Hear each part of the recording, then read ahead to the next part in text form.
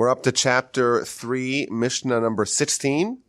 Rabbi Yishmael Omer, Rabbi Yishmael says, Havikal larosh, you should be yielding to a superior, v'noach l'sishchores, and pleasant to the young, v'havem kabelas kol adam b'simcha, and you should welcome, you should greet every person with joy, with happiness.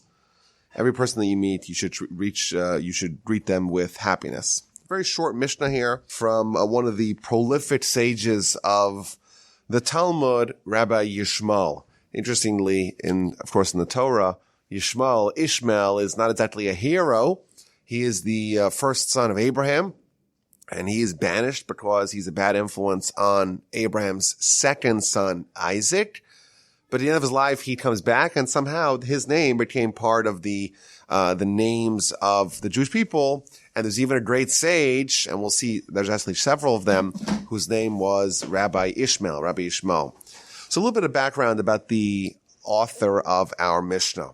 He is someone who has sterling pedigree. His full name was Rabbi Yishmael ben Elisha, and it's somewhat confusing because that particular formulation, Rabbi Yishmael ben Elisha, actually applies to multiple individuals in the Talmudic era. And in fact, the very last high priest to lead the nation before the temple was destroyed, his name was Rabbi Yishmael ben Elisha, but he is not the current Rabbi Yishmael ben Elisha of our Mishnah, who lived around 60. They did overlap, but it was around 60 or so, at least, years younger. And it's quite likely that he was a direct descendant, either most likely a grandson of the previous Rabbi Yishmael ben Elisha. It's quite common. You name a child after your deceased father. So you have Rabbi Yishmael ben Elisha, and then you have his descendant also with that name because he was a descendant, a grandson, and therefore he was named after his grandfather who passed away right before he was born. So they lived in the same era, but not exactly the same time. Now, it's interesting. They were a family of Kohanim. They were priests, and the original Rabbi Yishmael ben Elisha, there's a few teachings about him in the Talmud as well. And one of them I wanted to share because it's a very striking episode and very theologically challenging. The one we find in the book of Brachos, page 7a. So, of course, someone who is a high priest, they have the responsibility, in fact, the responsibility that's delineated in this week's parsha, to go into the Holy of Holies on Yom Kippur several times and to do the procedures, the sacrifices, the ketores in the Holy of Holies was done once a year by the high priest on Yom Kippur. So the Talmud tells us what happened once when Rabbi Yishmael ben Elisha, the high priest, the original one, when he walked into the Holy of Holies, what he saw. And this is from the book of Brachos, page 7a. And the statement goes as follows. The great rabbi says, again, rabbi / high priest, once I entered the Holy of Holies to do ketores, to do the incense offering. And I saw a vision of God. And he was sitting on his throne of splendor. And he told me, this is where it gets a little bit challenging. This is where all the commentary, there's a lot of commentaries, mountains of commentary on this particular statement. And he told me, i.e. God conveyed to him in some sort of prophetic way, Ishmael my son, his name was Yishmael after all, Barcheni, give me a blessing. Now obviously, God is the source of all blessing. So if God's the source of blessing, how could God be a recipient of any human's blessing? Very odd. But the story continues. I said to him, continues Rabbi Yishmael ben Elisha Kohen Gadol, may it be the will before you that your mercy should conquer your anger, and your mercy should be revealed upon your treatment of the Jewish people. And you should treat them with the attribute of mercy, and you should go above and beyond the call of duty to your children. And the vision, so to speak, nodded to me with his head. So, of course, it's a very troubling vision, or like the idea of what he saw. It's a little bit hard for us to understand.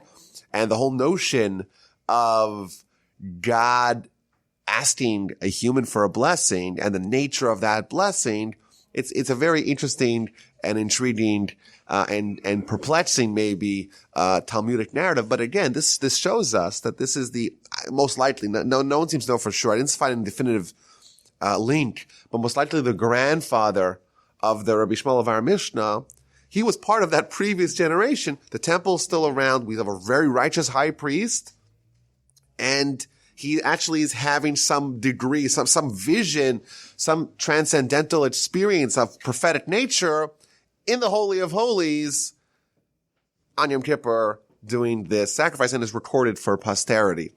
And his grandson, the author of our Mishnah, is going to begin his life as a very young child in captivity as a hostage in Rome, because that's after the destruction, after Jerusalem, Judea is laid waste by the Romans, and they take hordes of slaves, including a little baby named Yishmael ben Elisha, after his grandfather, who was tragically martyred by the Romans. The Romans come to Judea, and they turn the place into a wasteland. In fact, back to the previous Rabbi Yishmael ben Elisha, the grandfather, he was one of the first people that were executed in martyrdom by the Romans. The Romans took the two titular heads of the Jewish people, the Nasi, who was the head of the Sanhedrin, who was the descendant of Hillel, who was akin to the king, if there would be a king, also a great sage. His name was Rabbi Shimon.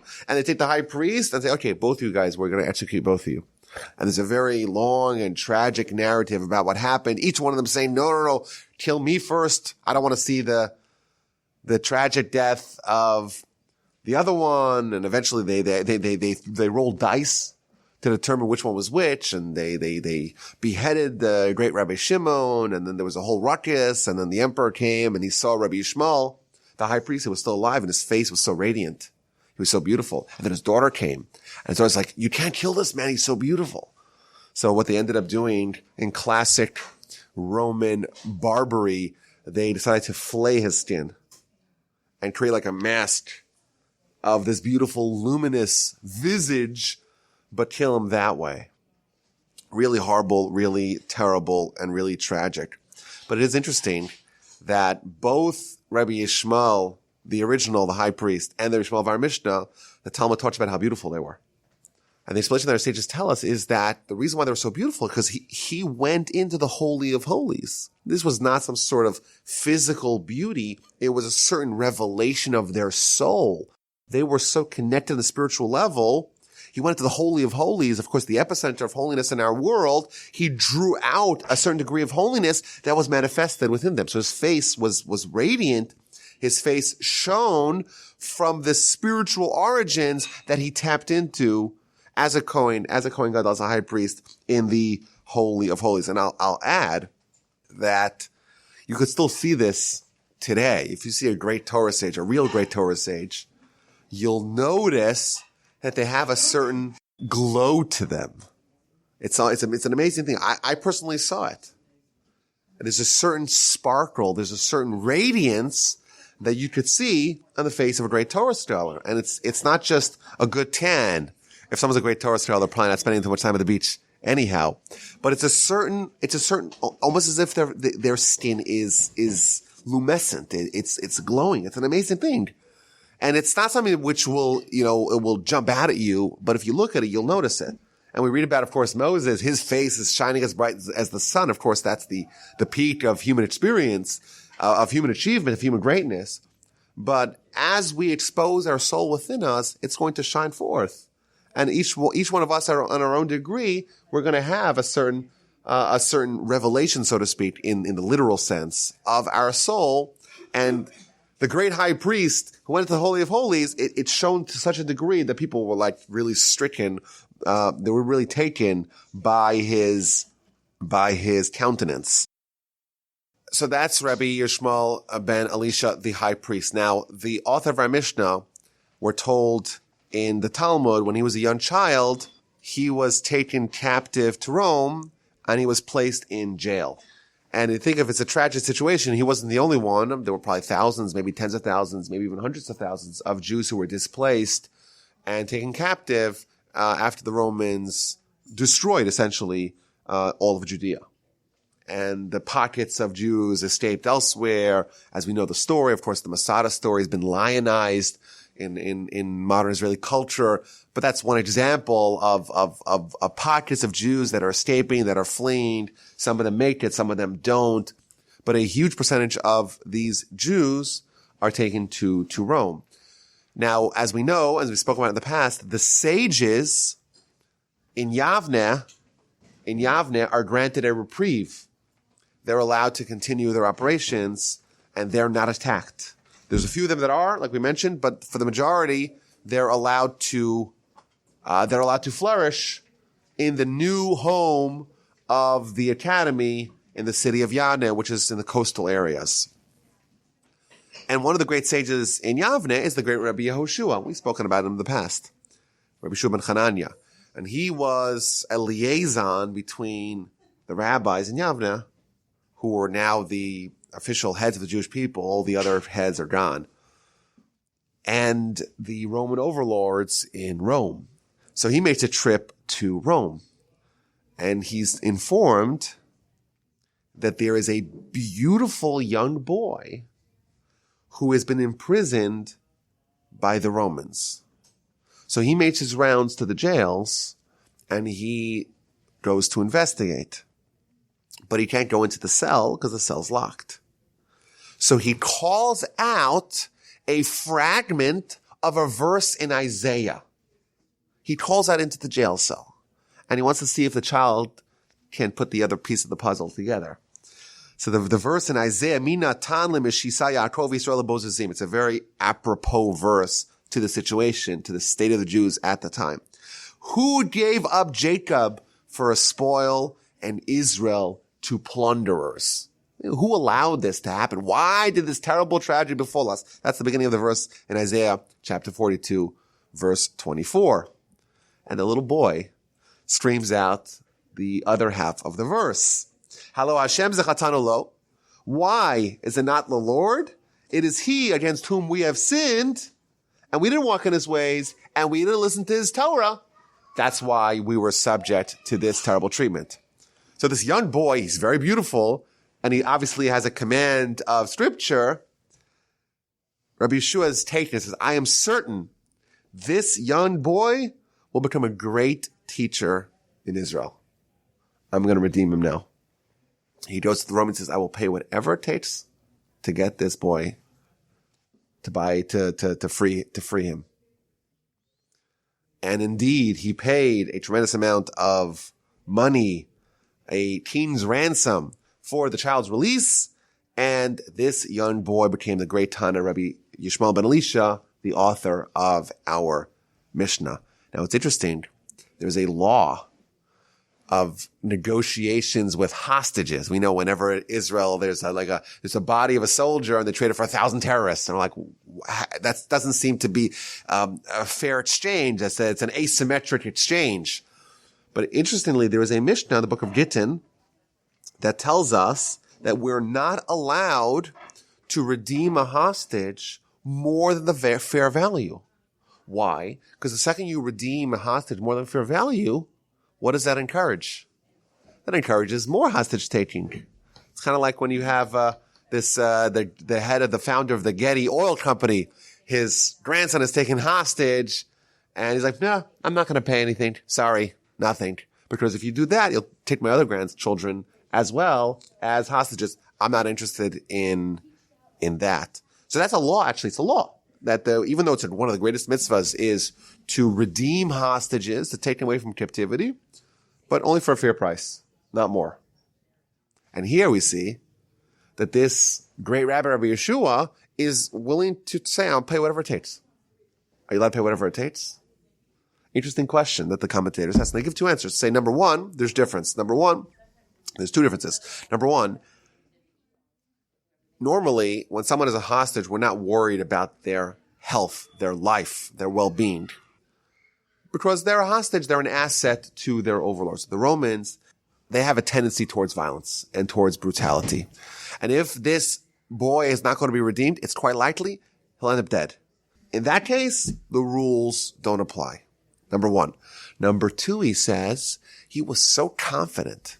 This was not some ordinary boy, some ordinary child. This child was destined to become one of the great sages of Israel. He knew it for sure. In that case, the rules are scrapped. This child can indeed be redeemed at any cost. And indeed, he was redeemed, and he became the great sage and the great author of many, many, many teachings in the Talmud, some of them that we'll talk about now. Now, it's interesting, in the book of Gittin, page 58a, where it tells the story about the redemption of Rabbi Yishmael ben Elisha, it goes on right afterwards to tell another story, very similar kind of story, about the children of Rabbi Yishmael ben Elisha. But as we told you earlier, there's two Rabbi Yishmael ben Elishas. So there's one of them that's the high priest, and there's one of them that is probably his grandson. And then it talks about the son and the daughter of Rabbi Yishmael ben Elisha. And it's not clear, are they the son and daughter of the previous one, the high priest? Most of the commentaries seem to think that they are, even though it comes right after the Talmud tells the story of the redemption of Rabbi Yishmael ben Elisha. And then right away it talks about the children of Rabbi Yishmael ben Elisha, which seems to imply that it's the children of the person we're talking about. Regardless, this story is representative of the times in which our author lived, and it tells that two children were taken captive again by Romans, a boy and a girl, and they were descendants of this family, very beautiful. And consequently, one of them ended up as a slave for one Roman master, and one as a slave woman for a second Roman master.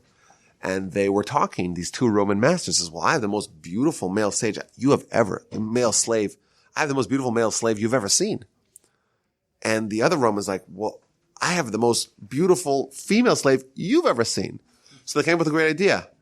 Let's put these two slaves together, and the resulting children will be astonishingly beautiful, and we'll split the babies.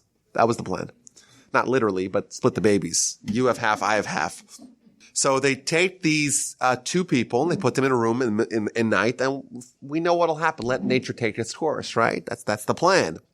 So this young boy is in the corner, and he knows that there's this maidservant there, this slave woman.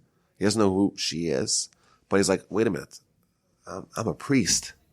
I'm a descendant of a whole line of high priests. I'm not going to belittle myself. I'm not going to behave like this with some slave woman. And the girl's near the corner. She's like, I'm the daughter of the priests. I'm the daughter of the high priest. I'm the daughter of a whole line of high priests. I'm not going to be with this slave on the other side of the room. So for the whole night, they're on different sides of the room. In the morning, the light comes up, and they notice that they're actually brothers and sisters. They've been reunited. And the Talmud describes their reunion. They were overjoyed, and they hugged each other, and they were crying to the degree they cried and they mourned until they passed away. That's the end of the story. So we don't know exactly what happened to them, what the long story is, but they never produced any of those beautiful babies that the Roman owners were hoping for. So regardless of, it's not, like we said, it's not clear if these children were sons of the current author of our Mishnah or the high priest. Regardless, I think the message of what it conveys regarding the times in which they lived is very haunting and very relevant. So I want to go through some of the teachings, some of the statements, some of the stories of Rabbi Yishmael as an adult. He becomes one of the great sages of Israel. He becomes a partner and sparring mate with Rabbi Akiva. Rabbi Akiva, of course, becomes the greatest sage of the land. And he has an academy. And all the great students flock to his academy to study by Rabbi Akiva.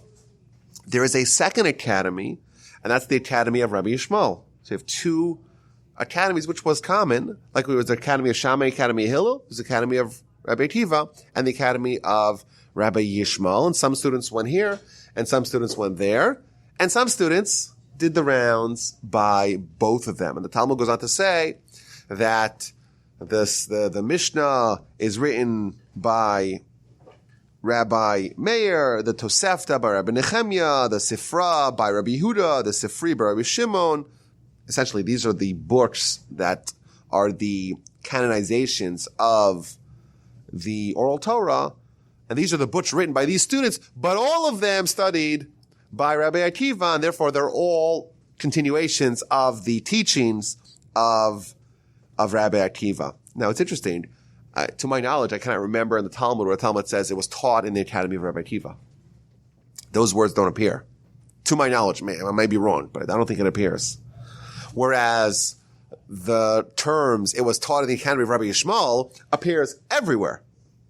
And I think the answer is because everything that is not attributed is indeed, in effect, a teaching from the academy of Rabbi Akiva, because that became the basis for the books of the oral Torah. Whereas the ones that are the one-offs, so to speak, those are the teachings that are preserved and are canonized in the Talmud from the academy of Rabbi Yishmael. Those begin with the preamble. It was taught in the academy of Rabbi Yishmael. So I want to share some of the stories that we find about Rabbi Yishmael and his teachings. So the first one, a very interesting teaching in the book of Nidarim. Nidarim means vows, and a vow is when someone creates a new prohibition that did not exist prior. We have the ability with our speech to create new prohibitions that did not hitherto exist. So, for example, what if someone says, I make a vow that I will never marry this woman because she's really ugly. But it turns out she's actually pretty beautiful. Is that a valid vow or is that not a valid vow? I'm not going to marry this woman because she's too short. But actually, she's pretty tall. Again, this is an example of a vow that was made upon mistaken pretenses. He thought she was really ugly, but she was really beautiful. He thought she was really short, she's really tall. So therefore, says the Talmud, these vows don't have any validity because a vow based upon mistaken pretenses is not valid. And then it gives a story. There was a man who made a vow to never marry his niece. And we've mentioned in the past that the Talmud encourages someone to marry their niece. It's an idea. So it's a union that is encouraged, the daughter of his sister. But this man says, I'm never going to marry my niece. She's so ugly. I'm not interested in her. I made a vow. So they brought this young girl to Rabbi Yishmael's house or to Yishmael's academy. And he hired cosmetologists and he hired people to make her beautiful. You know, she was poor and therefore she was bedraggled. And he says, okay, we're going to make her beautiful. He made her beautiful and he brings back the individual, the man. He says, okay, look at this woman. Look at this woman. Is this the woman that you made a vow to not marry?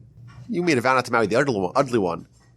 But she's actually indeed beautiful. So he says to Rabbi Yishmael, no, I never made a vow on this particular woman because she looks great. He says, okay, well, this vow is annulled because it was a vow made upon mistaken pretenses. And continues the narrative. At that time, Rabbi Yishmael began crying. And he says, the Jewish girls, the Jewish women, they're beautiful. But what happens? They're poor. They suffer. And that causes them to be less beautiful than they truly are. How unfortunate is it that the beautiful women that we have, they're going through such difficult times, and that's why they don't look as beautiful as they really are. And the epilogue of the story, this beautiful story, is that when Rabbi Yishmael passed away, all the women of Israel, you think about it, a great sage passed away. The women tend to not be the sages. You would think the men would cry, the men would mourn, the men would lament, the men would eulogize. That's what you would think. Here we find that it was also the women as well. The women of Israel would cry and they say, and they would announce, women of Israel, girls of Israel cry over Rabbi Yishmael who passed away. That's the end of the story. He was someone who was such an ally for the women, for the girls, that when he died, he was mourned by the women as well as the men. Now, Rabbi Yishmael had a very difficult life.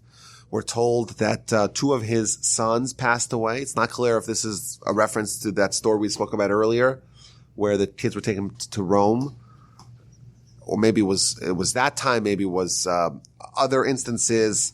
Regardless, there is a narrative where the great sages of his time, his colleagues, his contemporaries, they came to comfort him. They came to visit him. It's a very long account, the Book of Moed Katan, page 28b. It tells of Rabbi Tarfon, Rabbi Yosef Glili, Rabbi Elazar ben Azariah, Rabbi Akiva, all the sages that we're going to meet in Pirkei Avos. Again, the sages from this era. They come to meet him, and they say, "Be careful. He's a great sage. Be careful what you say. Don't interrupt each other." It seems like they prepared for this encounter pretty seriously. And there's a very long account. I don't want to go through it now, but regardless, I think it's very powerful to look how the sages comforted each other. The comfort is about how sad they are.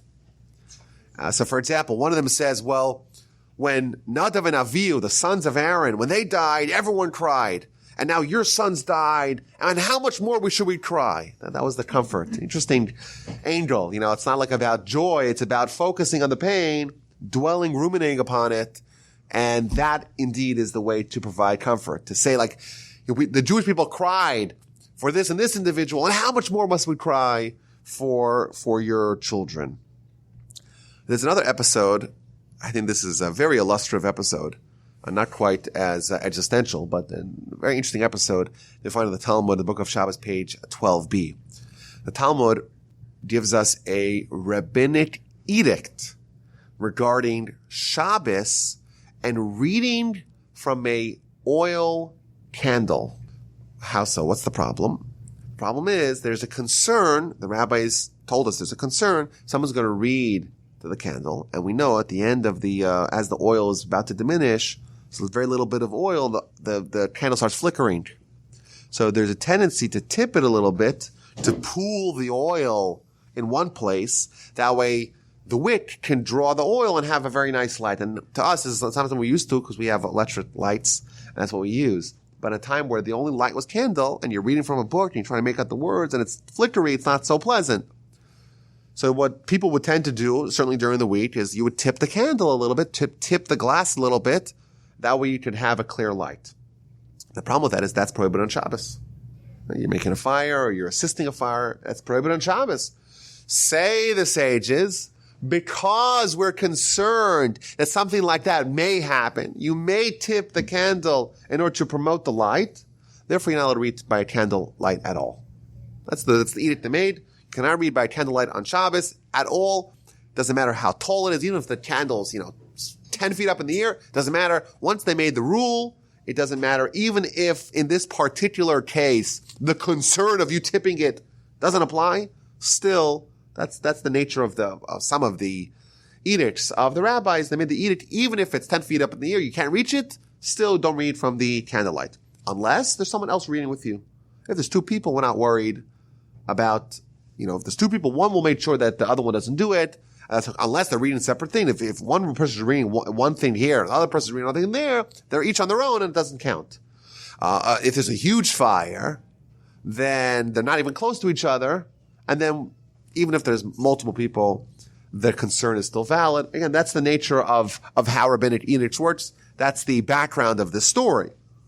So Rav is one of the sages of the Talmud. He says that if the man is a honorable, respectful man, someone who won't tip the candle even during the week, then he's allowed to read from a candlelight.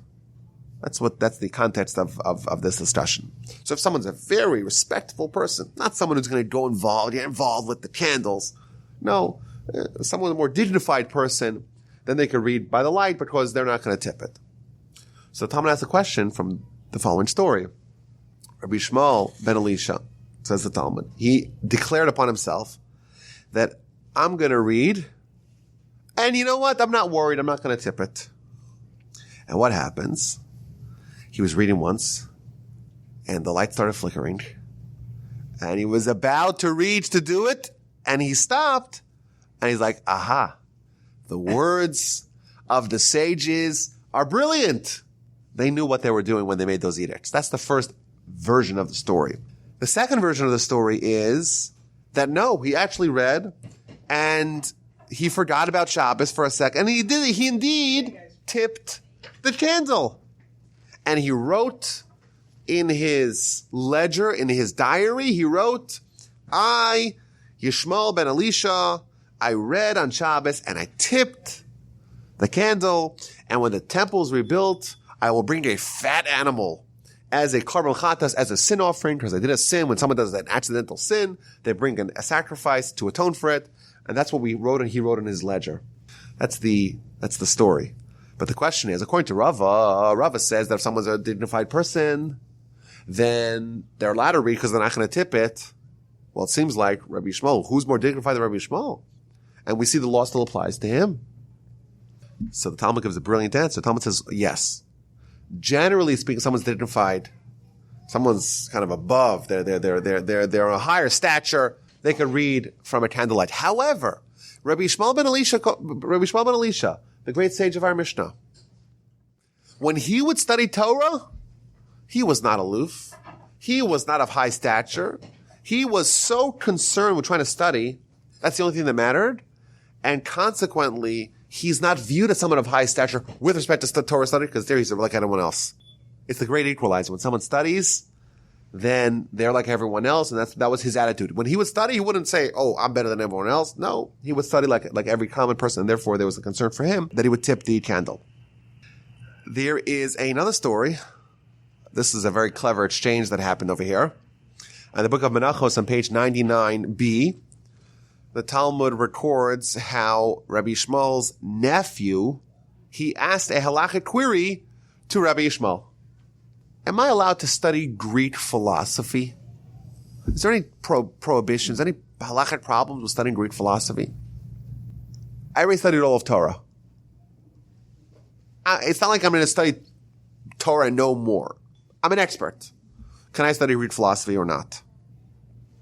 So what does Rabbi Yishmael respond to him? He says to him, let's see what the verse says.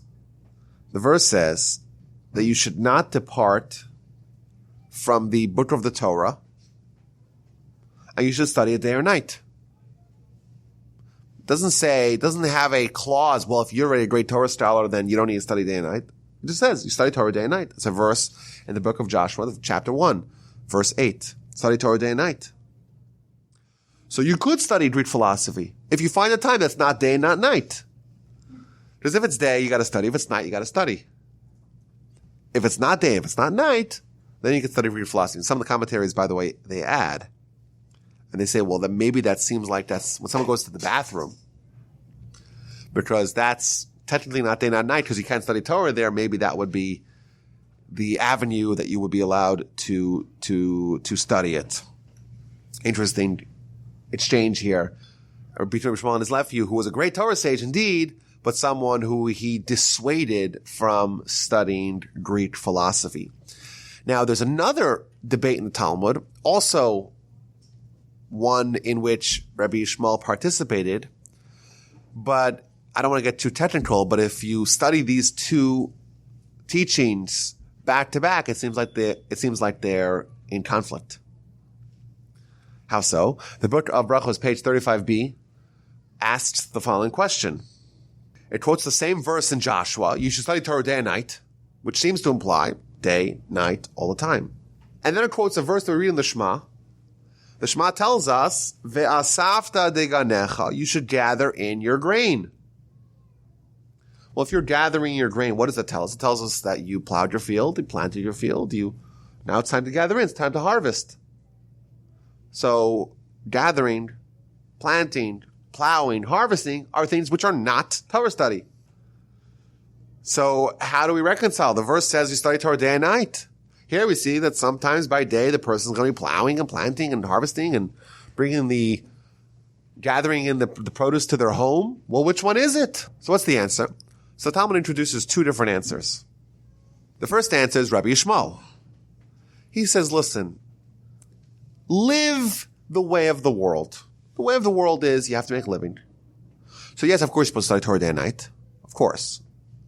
But you still have to sleep. You still have to eat. You still have to make a living. Rabbi Yishmael's answer is the one that seems to be more pragmatic from our perspective. Yes, you're supposed to study Torah day and night, but you also have to do other things. You also have to make a living. And that's the way of the world. You can find a way to try to harmonize Torah study along with making a living. That's his answer. It seems very reasonable to us. Now, the question, I don't want to get bogged down by this. Here, he seems to say that study Torah day and night, yeah, with some exceptions. Whereas in the book of Menachos, when the question was posed regarding Greek philosophy, he says, study Torah day and night all the time. There's no room for Greek philosophy. And the answer would be is that either you had something against Greek philosophy, or that there's a difference in making a living and studying philosophy. Philosophy is something which is an added bonus. You don't need it. You don't need it to feed your family. It's something that you want to do for intellectual curiosity. So that's important, but it's not more important than Torah. Whereas to make a living, you have to have a living. It's your responsibility. And sometimes you have to even close the book in order to make a living. Whereas you won't close the book to study philosophy. That's probably the simplest answer. Regardless, the Talmud goes on and says, well, there's an alternative reconciliation of this dilemma. Again, the dilemma is one verse says study Torah day and night. Second verse says gather in your grain. Which one is it? This is from Rabbi Shimon Bar Yochai. And if we are gaining familiarity with the sages of the Talmud, we know that Rabbi Shimon Bar Yochai is the one who is no holds barred. Take no prisoners. No negotiation. No, there's no room for any sort of anything. He was one who lived in a cave for 13 years studying Torah, subsisting on a carob tree and a stream of water. He was the one that was not willing to yield an inch to the Romans. So much so they wanted to kill him. So he has a different solution.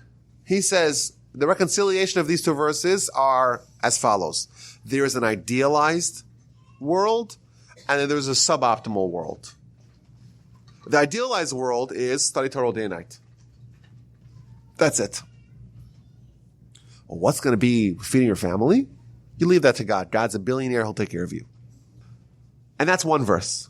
The second verse, where it says you should gather your grain, that's in the unfortunate situation where you don't want to do everything that's right. You don't want to study Torah day and night. You don't want to rely on God. In that case, okay. You want to work, God will let you work. You'll have to make your own food. It's your choice. Do you want God to provide? Do you want your necessary provisions to be provided by others so you can study Torah day and night? That's one option. The second option is, okay, you want to have this on your shoulders? Sure, you could have it on your shoulders. That's his resolution to this conflict. And then the Talmud gives us a survey. It says, a lot of people tried both options. Some people tried Rabbi Yishmael option, which is, okay, study Torah, but sometimes you close the book to go do work and try to balance the two. And most people that tried that, it worked for them. They were able to find the harmony between these two pursuits. A lot of people also tried the Rabbi Shimon Bar Yochai variety. Study Torah, that's it. What's going to be with my family? Who's going to feed them? We'll leave it to God. Other people take care of us. Don't worry about it. And most people that tried that didn't really work out for them. It's the resolution of that dispute, which seems to imply that this is not a real argument in theory. It's an argument in practice. Everyone agrees that if someone can be like Rabbi Shimon Bar Yochai himself, can be totally committed, 1,000%, and not have any hesitations whatsoever, then God will provide. But most people don't have that same fortitude, that same wherewithal to do that. And therefore they tried it, but it was too hard for them and they couldn't do it. And then you know what? They ended up with not this and not that because their Torah suffered and their livelihood suffered because they had neither this nor that. And therefore what it's telling us is, unless you're a once in a million kind of character like Rabbi Shimon, a better bet for you is to adopt the Rabbi Yishmael policy, which is, like we would say, is much more conducive to modern heirs. And that is, try to find a balance, strike a balance between Torah study, it should be your priority, but not to the degree that you're neglecting making a living, because if you do that, you might end up hungry and also bereft of Torah. Because there's so many beautiful teachings about Rabbi Yishmael on so many different areas. I'm going to share a few more, especially because the Mishnah is very short. There's another amazing story in the Talmud, in the book of Yoma, on page 85a. And it asks the following question. How do we know that if someone's life is in danger, they can override Shabbos? So we know, just a week ago, 2 weeks ago, I took the Uber to the hospital because my wife had a baby, right? So that's something that everyone knows. If someone's life is in danger, then you do everything that is needed in order to provide health, well-being. Everyone knows that. Well, how do we know that? What's the source? What's the origin? After all, the Almighty says, don't desecrate Shabbos. How can we say that we can desecrate Shabbos if someone's life is at stake? That's the debate in the Talmud. So it brings a story. There was a contingency of rabbis, some of the greatest names in the Talmudic era. They're walking together. This is what they're discussing. Rabbi Yishmael's there, Rabbi Akiva's there, Rabbi Elazar ben Azariah's there, and Rabbi Yishmael, the son of Rabbi Elazar ben Azariah, is there, and another guy named Levi Hasader. And this is the discussion they're having. And each rabbi is proposing their source. And Rabbi Yishmael is the first one to go. And it's interesting that, Rabbi Akiva is there. And who goes first? Rabbi Yishmael, he's the one who proposes first. It seems like he was a sage of titanic proportions. And he quotes a verse in Exodus. The verse in Exodus reads, chapter 22, verse 1, Im b'machteres yimatzeh haganav. If the thief is found burrowing in to someone's home, and you kill the guy, because this is a home intruder, you kill the home intruder, then you are not guilty. You are not liable. The homeowner is not liable. This person coming to steal, what do they want? They want your jewelry. We don't know. We don't assume that they necessarily have violent intentions. They want money. And still, you're allowed to kill them. So you're even allowed to kill someone, which murder is the worst, right? You're allowed to murder someone because maybe they're coming to kill your life. So certainly, when someone's life is definitely in danger, you're allowed to desecrate Shabbos, which is comparatively more minor than murder. Very powerful proof from Rabbi Yishmael that when someone's life is in danger, they're allowed to even override, to supersede the Shabbos. And there's another long teaching, I'm not going to go through it, that talks about Rabbi Meir and how he was a student of both academies and back and forth, and all the teachings that he taught here and he taught there. And you can look that up in the book of Eruvin, page 13a, if you're interested. I want to go through some of the other teachings that are recorded in the name of the academy of Rabbi Yishmael. So one of them is as follows. In the book of Brachos, page 19a. If you see a Torah sage who does a sin at night, the following day, don't malign him, because most likely he repented. So you see someone, for sure someone did a sin, maybe an egregious sin at night. And the next day, this guy's a sinner, right? You cannot malign him at all because he most likely did tshuva, he repented. And the Talmud goes on to say, well, don't say that he most likely did. If he's a true sage, then he for sure did. I think it's a very valuable lesson maybe for our society, certainly, our culture even, that when someone made a mistake 20 years ago, people like to bring it up a lot. And here we say, someone made a mistake yesterday, and we don't even know that they repented, but we can assume that they did. Alrighty, don't treat them any differently, because repentance works for God. It should work for us as well. If God can forgive, we can forgive. If God could overlook, we could overlook. And if they repented indeed, they should have no residual blemishes in the eyes of their onlookers. Another fantastic and I think very modern teaching in the book of Tshuvos, page 5b, from the Academy of Rabbi Yishmael. It's such an astonishing teaching. You have to listen to this very carefully. It's short, very short. They taught in the Academy of Rabbi Yishmael, why is the entire ear stiff, but the earlobe is very flexible? That's the question. You think of the rabbis. What are the rabbis talking about all the time, right? Now, talking about anatomy. Why is the air, though most of it's stiff, it has kind of cartilage, whereas the earlobe is very flexible? Says the Talmud, because if someone hears something inappropriate, or some lashon hara, or some gossip, or some slander, the Almighty made you a built-in earplugs, your earlobes, and they're there to be able to cover it up, so you shouldn't listen. Now, why is it so modern? The reason why it's so modern is I read an article in 2009 from Newsweek, back when it was still semi-reputable. And the article was about vestigial organs. The idea of we have extra organs, leftover organs. So people for many years thought that the appendix was extra. You don't need it. You can just take it out. And it turns out they're not extra. It turns out that the appendix is a place where extra bacteria that needs to be lined, to line the gut is stored.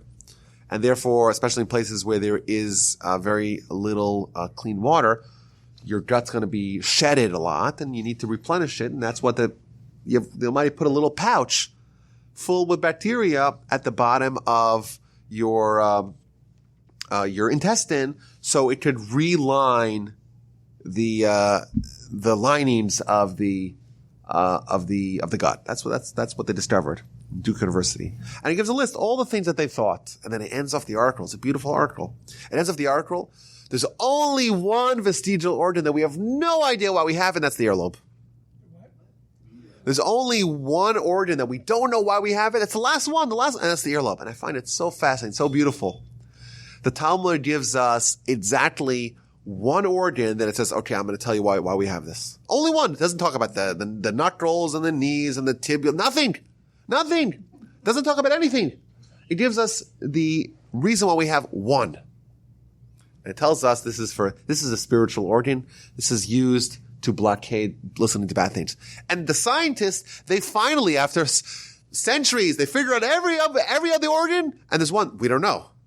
And Thomas says, I know you're not going to know this, because this one, there isn't a biological, physiological reason. It's a spiritual reason. And therefore, the Talmud says, I'll fill you in. So again, 2,000 years ago, the Talmud, the sages of the Academy of Rabbi Yishmael, they already figured it all out. It doesn't tell us any other organ. Every other organ, eventually, scientists, the doctors, the people who do the studies, the researchers, they'll eventually reach every one of them. They'll understand why it might take them some while. They'll have to get through some hoops of heresy to get through.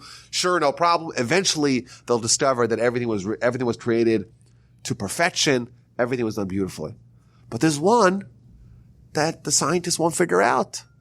And that's the earlobe, because it does not have a physical function. It has a spiritual function. And I'll tell it to you, say the sages of the Talmud 2,000 years ago. I did all the work for you.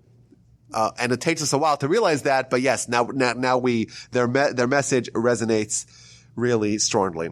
So that's a short introduction about Rabbi Yishmael and his academy. And by the way, there was some more teachings in the Talmud that I could have talked about, but I skipped in favor of trying to get to the Mishnah at hand. So the Mishnah reads, you should be yielding to a superior, pleasant to the young, and welcoming every person with joy, with happiness. So I'll give you a little secret here. If you look at the commentaries are not unanimous in what exactly these words mean. In Hebrew, have a kal. Kal means light. Rosh means head. Most of the commentaries say you should be light, which means you should be yielding. Don't be so stiff. Don't be resolute. To the Rosh, to the elders. Someone who's the head. Someone who's the heads, the elders. That's how most read it. But there's all kinds of other interpretations, because the word kal means light, literally. But the word kal can also mean a variant of embarrassed, ashamed. And Rosh means head. It can mean a lot of different things. And noach l'tishchores, tishchores means black. Shachor is black. So again, the consensus or the majority of the commentaries say that means pleasant to someone who's black, meaning they have black hair. They don't have white hair yet. So we have the elder, be yielded to the elder, and be pleasant to the young person. That's how most understand. The Rambam, for example, says when there's an elderly person, You submit yourself to them. You be yielding to them. Subjugate yourself to them. They ask you to do something. Be quick. Be light to go help them, to go follow their orders. They're, after all, the elders. You have to look up to them. However, with young people, people of black hair, then you should be pleasant to them, but not quite the same. You shouldn't be as reverent to them because, after all, they haven't earned it yet. They're still young. Still, you have to treat everyone with joy. Be happy with everyone. Treat everyone with joy. And by the way, I was thinking, this is very easy to describe. What does it mean to greet every person with joy? But it's very hard to implement. Every person that you meet, you greet them with joy. I've seen people that have done this. Every person they meet, they're radiant, they're happy, they're smiling, they're joyous, they're upbeat, they're positive. There's a certain energy that they convey. But it's very hard. Sometimes we get a little, I had a bad day, I had a rough day. I'm tired. I didn't have my coffee, which, by the way, I didn't have it yet. I didn't have my coffee, and it's not working now. Things are not working out. It's very hard to kind of mask that. And it's easy for us to say, yeah, of course, we should treat everyone with joy. But it's much harder to actually do it. Every person. And by the way, the commentaries point out, it doesn't say every Jewish person. Every person, to reach out to them, to greet them with joy, with happiness. And to kind of spread those positive messages, the positive energy, it's a very powerful thing. And if we would actually just do that, maybe we should try to greet one person a day with joy. And think about what kind of effect that would have around people around us and really around us, If someone's happy, even if they're faking it, sometimes you fake it till you make it. You fake it, you make believe you're happy, and you know what? There's a lot to be happy for, and if we focus on that, we'll be happier people. And I think it's also a good lesson in humility. Of course, when someone has someone who's older than them, and they yield to them, and they submit to them, and they're willing to accept their word, that's a very powerful thing. Because it humbles you, and it creates a certain connection between you and the previous generations. Very powerful thing.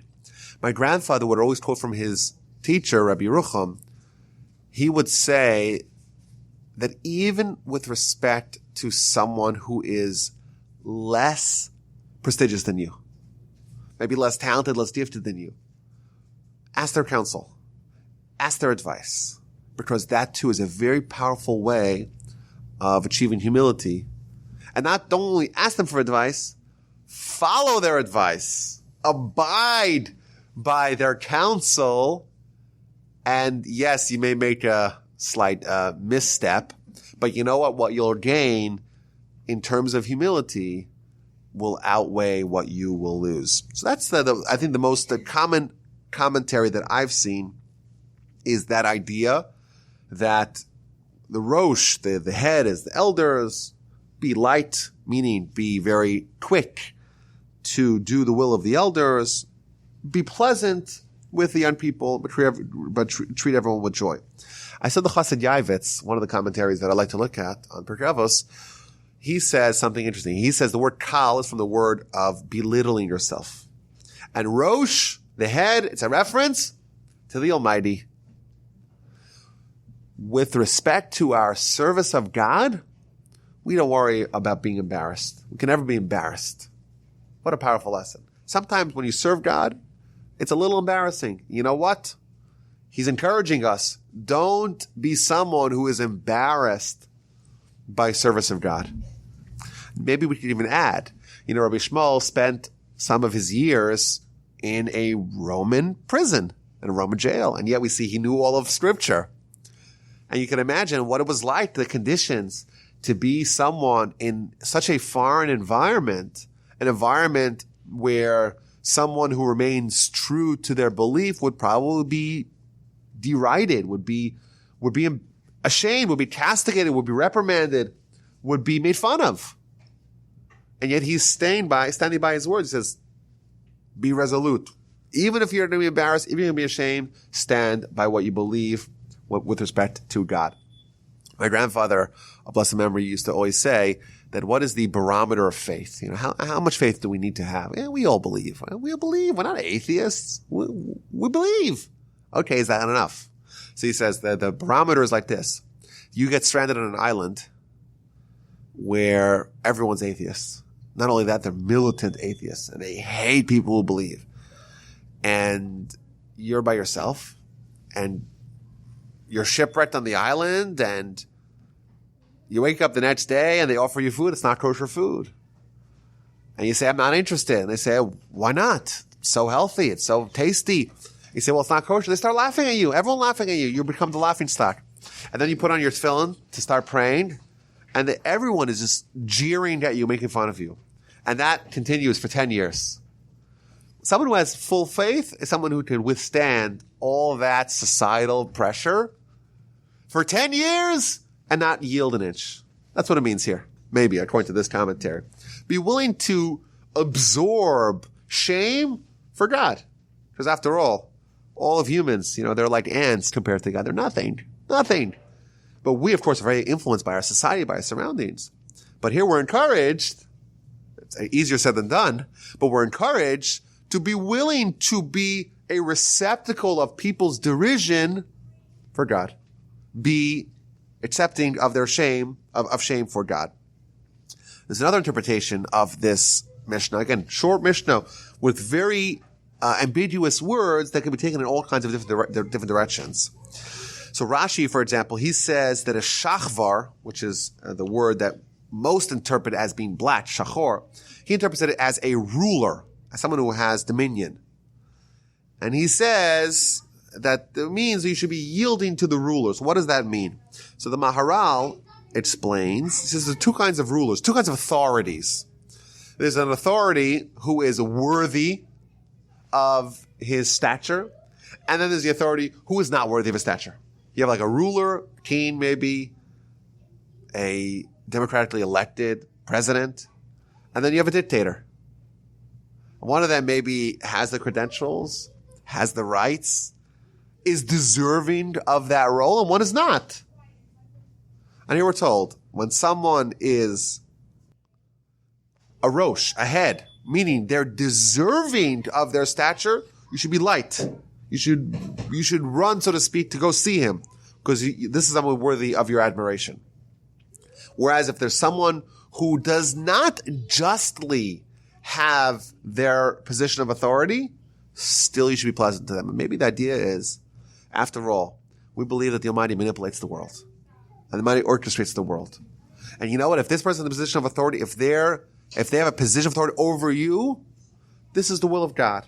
Sometimes it doesn't make sense to us. We don't understand it. It doesn't make sense. This person is totally undeserving. In fact, you pick a random Joe out of the phone book, and they're more capable, they're more qualified than this person. But you know what?